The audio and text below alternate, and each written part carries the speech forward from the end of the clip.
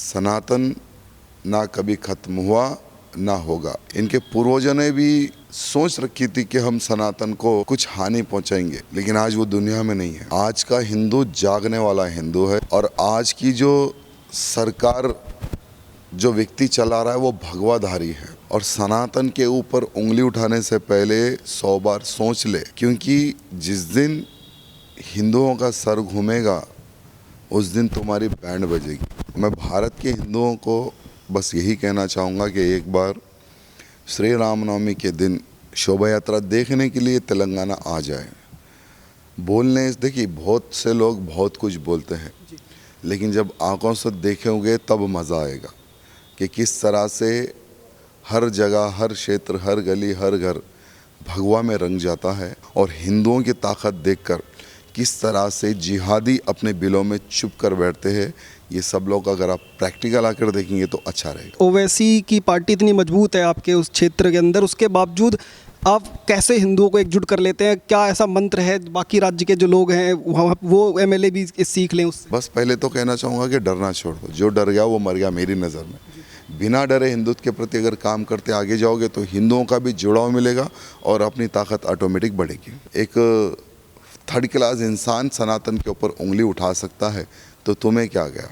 तुम भी आवाज़ उठाओ, संगठित होकर कार्य करो हिंदुत्व के प्रति, क्योंकि हमारे ग्रंथ कहते हैं, देवी देवताएं कहते हैं, साधु संत कहते हैं, क्या कहते हैं? जो धर्म की सेवा करेगा, जो धर्म की रक्षा करेगा, स्वयं भगवान उसकी रक्षा करते हैं। साक्षात हिंदुत्व के प्रति योगी आदित्यनाथ जी काम कर रहे एक मुख्यमंत्री बनकर भी मैं सभी नेताओं को कहना चाहूँगा कि कट्टर हिंदू बनो, हिंदू राष्ट्र के लिए कार्य करो, हिंदू राष्ट्र के लिए आवाज़ उठाओ, गौ रक्षणा के लिए, लव जिहाद के लिए आवाज़ उठाओ, तभी आप सच्चे हिंदू कहलाओगे। जो भी इंसान, जो भी व्यक्ति, भले वो अलग अलग ऑर्गेनाइजेशन से क्यों ना हो, हिंदुत्व के प्रति कार्य करने वाले हर वो व्यक्ति के साथ हम हैं और सदा रहेंगे।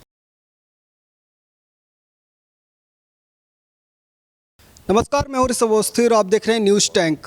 भाग्यनगर के हिंदू शेर्स के नाम से जाने जाने वाले टाइगर राजा सिंह आज हमारे साथ मौजूद है। इनसे बात करेंगे और आपको दिखाएंगे कि सनातन धर्म को लेकर के जिस तरीके से लगातार ये कार्य करते आ रहे थे, लेकिन आज जो है साउथ के अंदर से ही सनातन को मिटाने की आवाज़ उठ रही है। उनको यहाँ से ये क्या जवाब देते हैं, आप हमारे साथ बने रहिए। उदयनिधि स्टालिन का आपने बयान सुना होगा, वो जिस तरीके से ये कह रहे हैं कि सनातन धर्म का सिर्फ विरोध करने की ज़रूरत नहीं है बल्कि इसको मिटाने की ज़रूरत है। तो आपको लगता है कि सनातन धर्म को कोई मिटा सकता है? आप जिस तरीके से सनातन को लेकर कार्य करते रहते हैं, ऐसे में साउथ से ये बयान आना, क्या कहेंगे?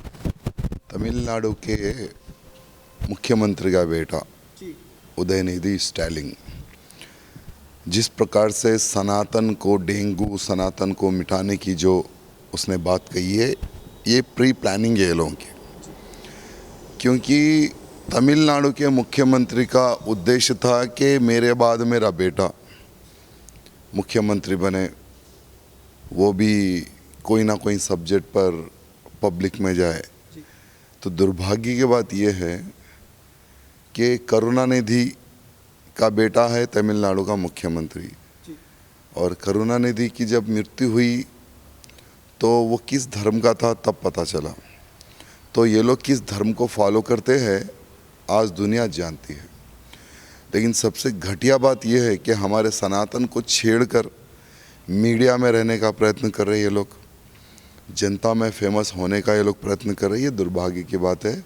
सनातन ना कभी खत्म हुआ ना होगा। इनके पूर्वज भी, जैसे ये जिनको अपना बाप दादा मानते हैं, इनके पूर्वजों ने भी सोच रखी थी कि हम सनातन को कुछ हानि पहुंचाएंगे, लेकिन आज वो दुनिया में नहीं है।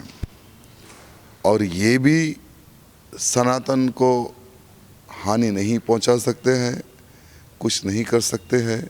ये भी ख़त्म हो जाएंगे, ये सारी दुनिया देखेगी। 100 करोड़ से ज़्यादा लोग जो है सनातन धर्म को मानने वाले भारत देश में रहते हैं। ऐसे में सनातन को मिटाने की अगर कोई बात करता है तो टाइगर राजा सिंह को जो लोग फॉलो करते हैं, लगातार जो है वो वेट कर रहे हैं आपके कोई मैसेज का, तो यहाँ से कोई एक मैसेज देना चाहेंगे? देखिए, हरियाणा में मैं एक धर्म कार्य में आया था और हरियाणा की इस धरती से मैं ये संदेश देना चाहूँगा, जो हमारे सनातन के ऊपर उंगली उठाते हैं। आज का हिंदू जागने वाला हिंदू है, सोने वाला हिंदू नहीं है।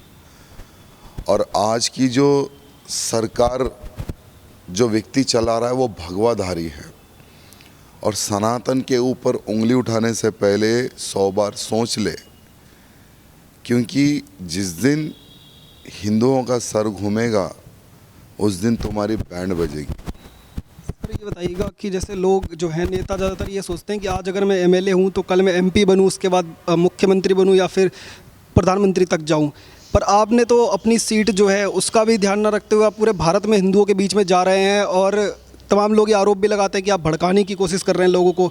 वाकई में क्या इसके पीछे है कि आप जो है राजनीति से प्रेम ना करके राष्ट्रनीति की ओर बढ़ रहे हैं? चाहे एमपी हो या विधायक हो या मिनिस्टर हो, वो अपने पोस्ट को डेवलप करने की सोच रखते हैं। जैसे कॉरपोरेट होता है, विधायक की सोच रखता है, विधायक बनने के बाद सांसद की सोच रखता है, सांसद बनकर मिनिस्ट्री बनने की सोच रखता है। तो मैं उन सबको कहना चाहूँगा, सोच अच्छी है, लेकिन सबसे पहले एक कट्टर हिंदू बने ऐसी एक सोच रखे तो देश का भी भला होगा, धर्म का भी भला होगा। क्योंकि सबसे पहले जैसे मेरी सोच है, मेरा धर्म बड़ा है, राजनीति बड़ी नहीं है। जीवन में आज नहीं तो कल सबको मरना है। जब आप मरोगे तो क्या छोड़ के जाओगे? जब भगवान पूछेगा कि धर्म के लिए तुमने क्या किया है तो क्या हिसाब बताओगे? पाप किया है, लूटे की है, पब्लिक को सताया है, क्या ये जवाब दोगे क्या? इसलिए मैं सभी नेताओं को कहना चाहूँगा कि कट्टर हिंदू बनो, हिंदू राष्ट्र के लिए कार्य करो, हिंदू राष्ट्र के लिए आवाज़ उठाओ, गौ रक्षणा के लिए, लव जिहाद के लिए आवाज़ उठाओ, तभी आप सच्चे हिंदू कहलाओगे। आपने कई बार सुना होगा कि लोग ये कहते हैं कि एक योगी आदित्यनाथ नॉर्थ में है तो दूसरा योगी आदित्यनाथ साउथ में भी है और हैदराबाद में भी एक योगी आदित्यनाथ है। तो जब लोग इस तरीके की बातें करते हैं तो आपको लगता है कि आपको वाकई में योगी आदित्यनाथ से कोई इसी तरह की मोटिवेशनल है या फिर इस तरीके की टिप्पणियों को आप नहीं मानते? देखिए, योगी आदित्यनाथ जी एक महंत है, हम उनको गुरु मानते हैं और वो भी हिंदुत्व के प्रति बहुत ही अच्छा कार्य किए हैं। आज पूरा भारत नहीं, पूरा विश्व जानता है उनकी कार्यशैली को कि किस तरह से हिंदुत्व के प्रति योगी आदित्यनाथ जी काम कर रहे हैं। एक मुख्यमंत्री बनकर भी वो कभी भी अपने स्टैंड पर रहे, कभी कदम पीछे नहीं हटाया। उनकी कोई सत्ता की उनको लालच भी नहीं है, लेकिन उत्तर प्रदेश की जनता ने कि हाँ हमें बाबा जी चाहिए और हिंदुत्व को आगे बढ़ाने वाला ऐसा मुख्यमंत्री चाहिए, जनता का आशीर्वाद बाबा जी को मिला है। और तेलंगाना की अगर बात रही तो वहाँ का भी हिंदू आज हमारे साथ है, हिंदू साथ है बोलकर हम आगे बढ़ रहे लड़ाई के लिए। भले ही किसी पार्टी का कोई सहयोग नहीं है, हमारे 4 दुश्मन हैं वहाँ पर। पहले तो मेरे अपने वहाँ पर ज़्यादा दुश्मन है, फिर ये BRS सरकार, फिर ये पुलिस, फिर ये MIM, इतने लोगों से हमें लड़ना है। लड़कर हम लोग वहाँ पर हिंदुत्व का कार्य कर रहे हैं। जनता का आशीर्वाद है, हिंदू सभी भाई बंधुओं का आशीर्वाद है, जो हम लड़ते हुए आगे बढ़ रहे हैं। कभी भी टी राजा सिंह के मन में किसी तरह का भय नहीं आता कि आज जो है मैं MLA हूँ, कल को सीट चली जाएगी, लोग जो हैं साथ होंगे नहीं होंगे, इस तरीका कभी आता? अब तो जेल भी होके आए। सीट क्या है, आज रहती है कल जाती है। सीट का कोई महत्व नहीं है और मैं उतना महत्व देता भी नहीं। मैं तो राजनीति छोड़ना चाहता हूँ, लेकिन मेरी तेलंगाना की जनता राजनीति छोड़ने नहीं दे रही है। क्योंकि राजनीति छोड़कर हिंदू राष्ट्र के लिए पूरे भारत में भ्रमण करना चाहूँगा, सब हिंदुओं को एक करना चाहूँगा, ऐसी सोच रखता हूँ। लेकिन कुछ ऐसी मजबूरियाँ हैं तेलंगाना में जो मुझे जबरन राजनीति में रहना पड़ रहा है। कई लोग, जब मैं कवरेज कर रहा था दिल्ली से, जब आप जेल में थे उस समय भी, तो लोग ये कहते थे कि टी राजा सिंह ऐसा व्यक्तित्व है कि जब वो रामनवमी पे यात्रा निकालता है तो वहाँ पर मस्जिदों पे पर्दे डाल दिए जाते हैं, लोग टोपी लगाने से इनकार कर देते हैं उस दिन जब यात्रा निकलती है। आज टी राजा सिंह से मुँह से ही अगर खुद जनता को सुनना चाहें कि क्या वाकई में रामनवमी में ऐसा होता है, रामनवमी की जब यात्रा निकलती है? मैं भारत के हिंदुओं को बस यही कहना चाहूँगा कि एक बार श्री रामनवमी के दिन शोभा यात्रा देखने के लिए तेलंगाना आ जाए। बोलने, देखिए बहुत से लोग बहुत कुछ बोलते हैं, लेकिन जब आंखों से देखेंगे तब मज़ा आएगा कि किस तरह से हर जगह, हर क्षेत्र, हर गली, हर घर भगवा में रंग जाता है। तो एक बार तेलंगाना में रामनवमी, इस बार सभी को मैं आह्वान करना चाहूँगा, इस वर्ष की रामनवमी जो आने वाली है उस समय पर आप लोग आइए और ख़ुद देखिए कि हमारा किस प्रकार से कार्य तेलंगाना में है और किस प्रकार से हिंदुओं का आशीर्वाद मिलता है। और हिंदुओं की ताकत देखकर किस तरह से जिहादी अपने बिलों में छुप कर बैठते हैं, ये सब लोग अगर आप प्रैक्टिकल आकर देखेंगे तो अच्छा रहेगा। एक लास्ट मैसेज सिर्फ पूरे हिंदू समाज के लिए, जिस तरीके से आप हरियाणा में आ जाए थे, क्या ये हरियाणा में ये यात्रा समाप्त हो जाएगी या फिर ये आने वाले वर्षों में दिखेगा कि बाकी राज्यों में भी आप लोग जाएंगे? जहाँ हिंदू बुलाएगा हम वहाँ पर जाएंगे। सिर्फ हरियाणा नहीं, भारत के हर राज्य में धर्म सभाएं होने की आवश्यकता है, क्योंकि आज का हिंदू जातिवाद में बट रहा है। इसलिए जहाँ जहाँ पर मुझे मौका मिलेगा हर राज्य में धर्म के लिए प्रचार करने जाऊँगा, सभाएं करूँगा और हिंदुओं को जगाने का एक प्रयत्न तो मैं करता रहूँगा। एक लास्ट मैसेज सिर्फ छोटा सा कि ओवैसी की पार्टी इतनी मजबूत है आपके उस क्षेत्र के अंदर, उसके बावजूद आप कैसे हिंदुओं को एकजुट कर लेते हैं? क्या ऐसा मंत्र है बाकी राज्य के जो लोग हैं वहाँ वो एमएलए भी सीख लें उससे? देखिए, पहले तो सब लोग डरना छोड़ दें कि हमारे ऊपर केस होगा या हमें कोई मारने आएगा या हमें कोई ख़त्म कर देगा। पहले तो डरना सोच बंद कर दो, क्योंकि अगर तुम्हें धर्म के लिए कार्य करना है तो निसंकोच आप आगे बढ़ जाओ बिना डरे। क्योंकि हमारे ग्रंथ कहते हैं, देवी देवताएं कहते हैं, साधु संत कहते हैं, क्या कहते हैं, जो धर्म की सेवा करेगा, जो धर्म की रक्षा करेगा, स्वयं भगवान उसकी रक्षा करते हैं। साक्षात जब जब हमारे ऊपर संकट आया है, भगवान का आशीर्वाद मिला है, हिंदुओं का आशीर्वाद मिला है, तो कोई भी डरना छोड़ दे और हिंदुत्व के प्रति कार्य करे। ना ही राजनीति के बारे में सोचे, ना ही पुलिस के बारे में सोचे। हिंदुत्व के प्रति पहले तो बोलना सीखे।